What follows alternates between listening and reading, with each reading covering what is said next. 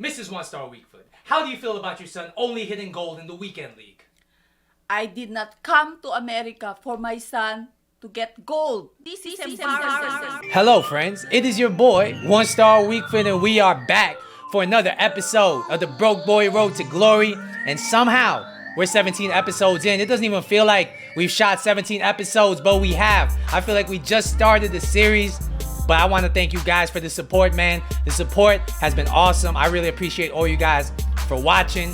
And as you guys know, in the last episode, we had yet another day of good pack luck. I mean, we packed Allison, we packed Dembele, and we still had some coins sitting on the account. So you might be wondering, what did I do with the cash? I mean, I asked you guys for advice. One of you guys told me to buy Son, and I really considered it. I'm telling you, I really sat down and compared his stats to Mane, and honestly, the stats are very similar. And I do like what Mane brings to the table with his pace, whereas Son doesn't look like he's gonna be that quick. So I decided against buying Son. First off, let me show you the transfer list. We're gonna walk through it. We're gonna walk through it together. So I sold Allison, he sold for 50K. I sold Dembele, he sold for 76K. I sold Stones, he sold for 5,000 coins. I sold Schultz, who was a loyal servant of the club, but he had to go because I felt like he just wasn't good enough for the top tier of Weekend League. And I'm about to show you guys my team, and I'm very happy with this team. This is the funnest team I think I've had. And as you guys see, the big signings are gonna be Andy Robertson. I must hate myself as an Everton fan because I keep on reviewing these goddamn Liverpool players, but they're just so good in the game. And the other big signing is gonna be Raheem the Dream Sterling. And in game, as you guys know, last episode I told you guys I'm rocking with the 4-2-3-1. And I'm still rocking with it, man. It's doing very well for me. Those are the custom tactics right there. And the team's setting out like this. We got Mane at striker. We got Dembele, Cam, Sterling, and Moura, or Lucas Moura, on the wings. And the rest of it's gonna look like this. I mean, it's pretty much status quo. I'm really enjoying how it plays in game.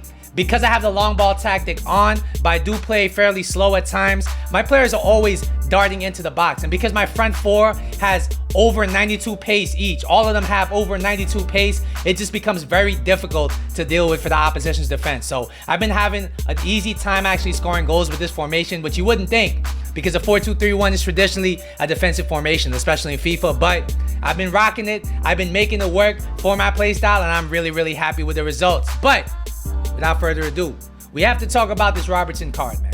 So I played 11 games with him. 10 of them were in Weekend League. I've played the first 10 games of Weekend League already. As you guys see, I'm wearing a nice shirt because I'm about to go to work. But before work, I had to put in some work in the Weekend League. I played 10 games with him in the Weekend League. He got 2 assists, no goals. But let's look at this card. He's 5'10". He has the high work rates, which I really like on the fullback. He has a 2-star weak foot, which I wasn't really aware of. I thought he had a 3-star last year. I guess they downgraded him. He has 3-star skill moves. And when you look at this card, comparing him to Schultz, it's not a big difference, but the main thing I was looking for was somebody who was going to be stronger defensively, more reliable going into a challenge, because I felt like Schultz had the pace to cover the wing. But his tackle is kind of flimsy. It's kind of not reliable. So I moved to this Robertson card. We're gonna see when I jump into the gameplay clips how he did for me. Before we go any further though, if you're enjoying the content, don't forget to hit the like button down below. And if you're new to the channel, I appreciate you stopping by. I really would appreciate it if you subscribe. That's up to you though. Let's look at this card a little bit closer. So 85 pace, all right, that's pretty much the bare minimum pace I'm willing to use on the fullback of this game. I mean, pace is so overpowered, so 85 pace, I hope should be fine. His passing stats are very nice, 79 short passing, 89 crossing, 77 vision means that if you have a pass on, don't be shy to hit it with this guy. His dribbling stats are decent. Schultz actually had better agility and balance, which is kind of surprising, but he does have a nice composure to him. He does have good ball control, good reactions, fairly solid for a fullback.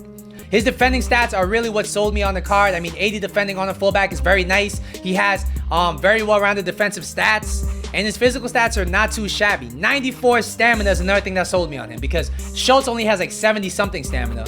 Robertson has 94 stamina. We're not going to need to sub him, and that makes me very happy. He has 80 aggression, so even though he only has 65 strength, I think he should feel very nice going into the challenge. So without further ado, we're gonna jump into the FUT Champs gameplay, our first 10 games. I'm gonna tell you about this Robertson card. Let's go. What you guys are gonna see on your screen right now are gonna be basically my goal highlights from the first 10 games of Weekend League, as well as Andy Robertson, like Andy Robertson highlights of him doing this thing. And I'm gonna let you guys know at the end of this video how I finished for the first 10 games of Weekend League.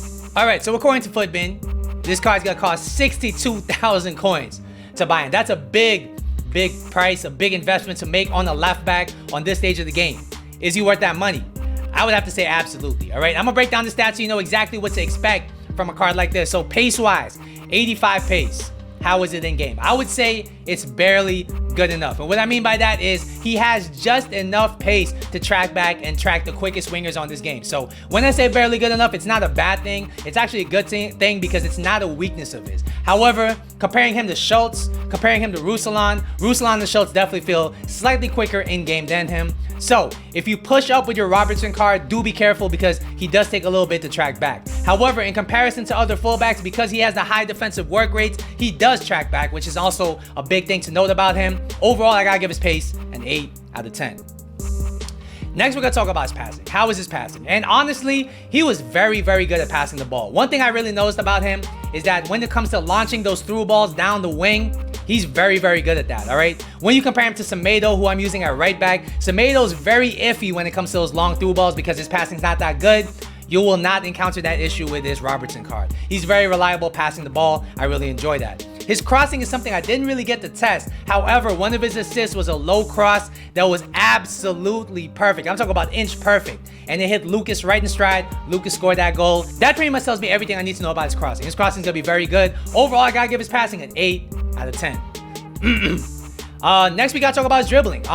You look at his agility stats, you look at his balance stats, and you're thinking, this guy might feel a little clunky. And honestly, in game, this guy felt very smooth on the ball. I would say he felt very similar on the ball to Schultz, very similar on the ball to Ruslan, meaning that they're not going to feel like wingers on the ball, all right? Don't get it twisted. Let's get it straight. He's not going to feel like a winger on the ball. However, what he does feel like is an agile midfielder on the ball, so he is very capable of bringing the ball forward if that's what you want out of your fullback. Because he has the good ball control, good reactions, he is not as easy to dispossess as he looks. And his composure at 79, I don't really think is a good thing or a bad thing. It's very average. So overall, I gotta give his dribbling once again an 8 out of 10. Next, we gotta talk about his defending, all right? Because this is gonna be the make or break stat. Because when you look at the rest of his card, like I pretty much given him 8s on every category. So if he's gonna be 8s in every category, then he's not really gonna be worth 62K. But his defending, that's where I really like this card. Comparing him to all the other fullbacks I've used on this game, the only defender that I would say felt a little bit better than him defensively was Roberto Carlos. And that's not even by that much. So that tells you everything you need to know about this card. We're going to break it down though. So interception-wise, I noticed that this guy is very good at breaking up play. When comparing him to Schultz, when comparing him to Ruslan, this guy, for whatever reason, is always breaking up play more effectively than those two left backs. So I really enjoy that aspect. The thing that really stands out about this card though is his stand tackle. This guy has a very strong, very clean stand tackle. He goes into it very aggressively because he does have the AD aggression. So even though he's lacking a little bit on the strength side, I don't think it's an issue. He is kind of stocky in game, all right? He's not skinny like Schultz is. He's kind of stockier. So even though he's a little bit shorter than Schultz, he does have a little bit more power going into the challenge. And because he has a little bit more width to him, it is a little bit harder to dribble around him if you're the opposition. So I do think he's defensively much more solid than any other left back I've used except for Roberto Carlos, and he's very comparable to Nelson Semedo, who I'm using on the right side. Overall, I gotta give his defending a 9 out of 10. It's very solid. It's among the best that you can get realistically at this stage of the game. Finally, we gotta talk about his physical, all right? Because in past years, Andy Robertson's main weakness is that he can't jump. And because heading is dead in FIFA, it doesn't even matter. And even then, I did see him still winning headers here and there. I don't think he's particularly weak in the air. I just don't think he's the best in the air. So I don't think it's really a weakness or a con. His stamina at 94 is definitely noticeable. He never got tired. Man was running up and down the pitch and he wasn't getting tired. I really appreciate that. His aggression really contributes to his defensive ability. I really enjoy that. And I didn't really like notice his strength being the issue, especially since most people use agile defenders or agile offensive players on this game. him going into a 50-50 with most wingers on this game, he's going to win. So I think overall his physical is definitely going to be an 8 out of 10. He's good in the important places, and the things that could be perceived as weaknesses aren't really weaknesses. So overall, what would I rate this card? I think this card is 8.75 out of 10. He is just a shade below elite, but he's not that far off. I think if this card gets an inform, I think if he gets maybe 2 informs, this guy's going to be usable all year. I really, really like this card, all right? He offers you the pace. He offers you the dribbling, the playmaking ability. He still is very good defensively. He has the high work rates, and man doesn't get tired. So you really get the full package when you get somebody like Andy Robertson. And he does have the EPL links. He does have the strong link to Mane. So he does have the strong link to Wijnaldum. I mean, this guy is literally the perfect fullback as far as links, as far as price, as far as value goes. And I really, really recommend this card for you guys if you guys are looking for a left back in the Premier League. So yeah, that's going to be my Andy Robertson review. Just in case you guys were wondering, how was I doing in the weekend league? I finished today 7-3. I'm very happy about it. I feel like my team is playing very well in the 4-2-3-1 formation. I'm not going to get too carried away though, because last week I started 7-3 and I ended 14-14. So I'm aiming for gold 2. I would love to get gold 1. Gold 1's still possible at this point. I'm going to stay optimistic and I'm going to keep on pushing on. Hopefully you guys have a great weekend league. Hopefully you guys have a great weekend in general. Once again, don't forget to like and subscribe. I'll be back next time with another video. But until then, peace.